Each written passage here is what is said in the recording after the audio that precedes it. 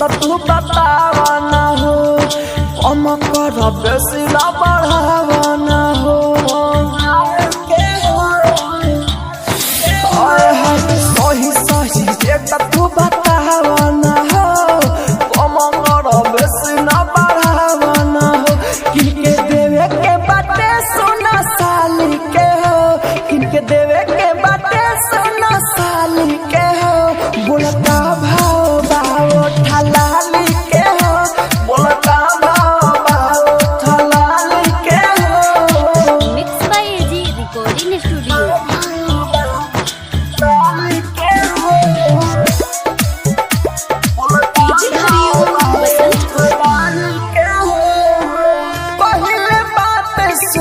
समझा के देह तभे साथे लगा के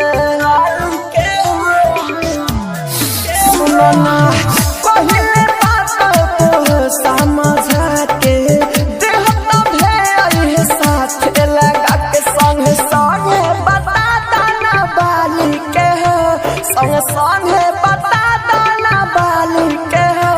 बोलता उठा लाली के हो, बोलता भाव उठा लाली के हो।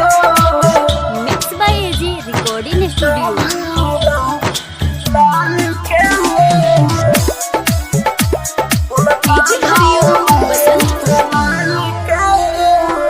धीरज दीवाना इनकर मान कहला का, ले देख के बात सुनो पाँच गोला लका।